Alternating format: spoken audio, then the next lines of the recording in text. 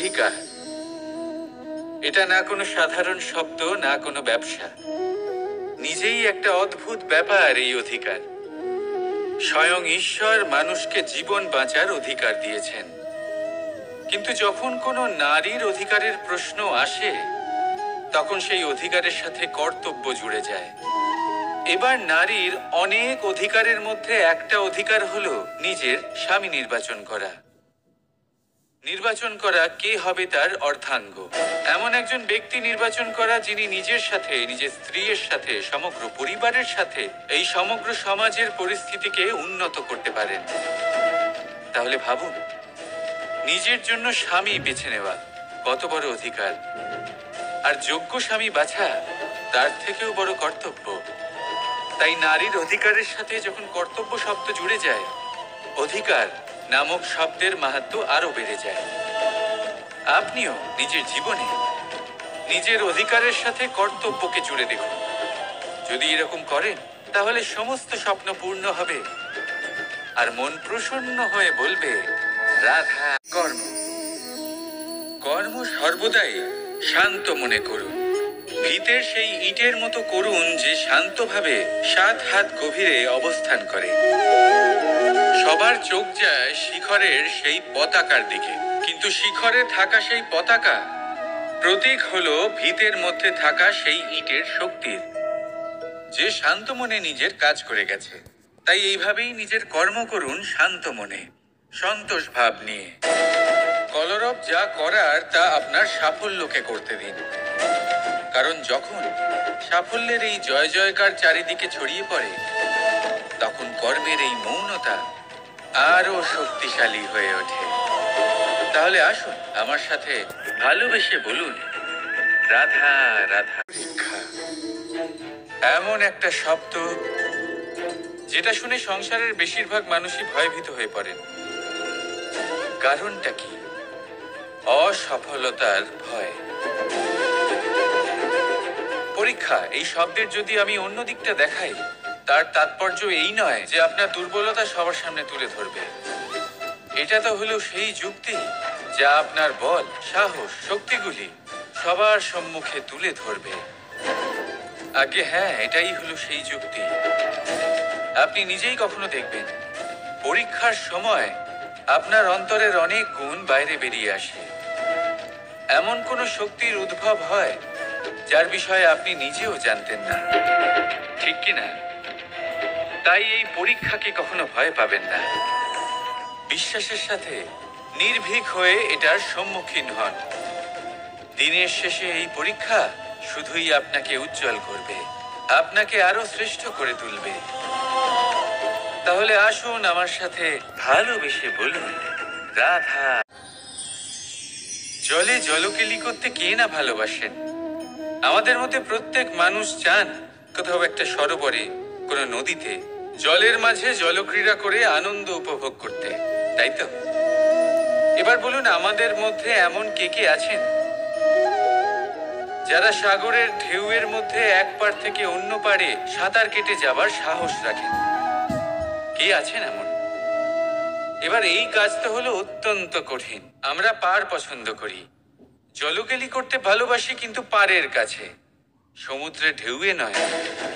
কিন্তু একটা কথা মনে রাখবেন, যেই দিন এই পাড়ের কথা ভুলে গিয়ে আমরা সাগরের ঢেউয়ের সাথে লড়াই করার সাহস রাখব, সেই দিনই সাগরের ঢেউয়ের সাথে লড়াই করার শক্তিও আমরা পেয়ে যাব।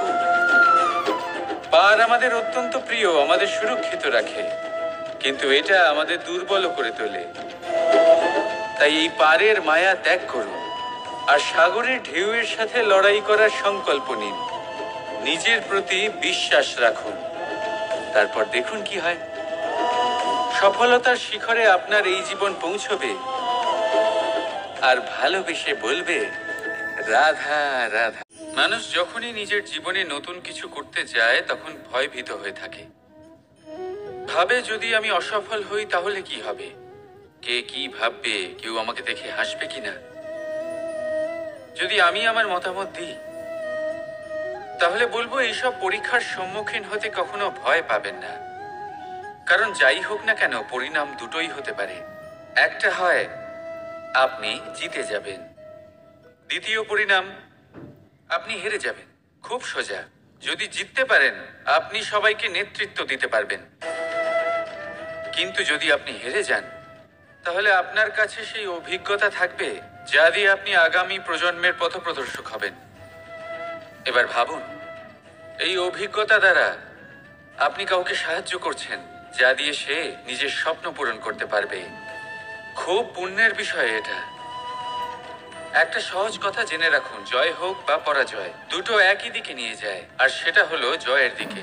শুধু নিজের দৃষ্টিভঙ্গি শুভ করে তুলুন, আর নিজের পরীক্ষাগুলিকে সীমিত করে তুলবেন না। নিজের এই সীমাগুলিকে আহ্বান জানান। নিজের ব্যক্তিত্বকে বিশাল করে তুলুন, শক্তিশালী করে তুলুন। আর আমার সাথে ভালোবেসে বলুন, রাধা রাধা। এই সম্পর্ক হলো গুরু এবং শিষ্যের।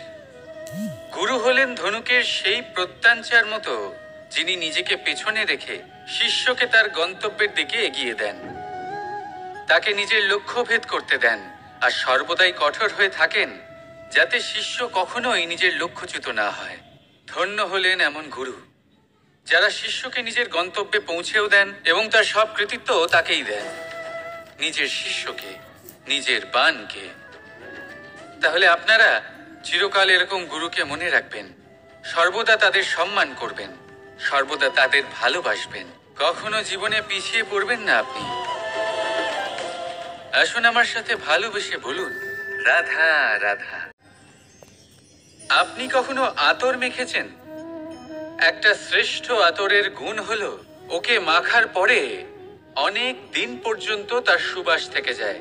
তারপরে আপনি বস্ত্র বদল করুন বা রেখে দিন, তার সুবাস থেকেই যায়। এবার ধরে নিন এই আতর হলো আপনার কর্ম, আর আপনার শরীর, আপনার বস্ত্র হলো আপনার জিহ্বা। যত শ্রেষ্ঠ আপনার কর্ম হবে তত বেশি এই সংসার আপনাকে জানবে। আপনার কর্ম যদি সর্বশ্রেষ্ঠ হয় তাহলে সারা জীবন মনে রাখবে, আর জীবনের পরেও আপনাকে ভুলবে না। এই কর্ম ধর্ম ভেবে পালন করবেন, কারণ এই চিন্তা ভাবনাই সত্য হয়ে সামনে আসে। সেই জন্য ভাবনাকে পুষ্ট করুন, যুক্তিবোধ শ্রেষ্ঠ করে তুলুন। সবকিছু নিজে থেকেই হয়ে যাবে, পথ আপনা থেকেই সামনে চলে আসবে, কর্ম নিজে থেকেই হতে থাকবে। শুধু কর্ম ধর্ম মনে করে পালন করতে থাকুন। আর আমার সাথে ভালোবেসে বলুন, রাধা রাধা। এই জীবন, এই জীবন দেখতে গেলে কিন্তু খুবই কঠিন। এই জীবন কি করি হে নারায়ণ, এটাকে একটু সহজ কি করে করে তোলা যায়, এই প্রশ্নই তো আসছে মনে। এর উত্তর স্বয়ং সেই মানুষের মধ্যেই লুকিয়ে, তার সিদ্ধান্তে, তার নির্বাচনের মধ্যে লুকিয়ে।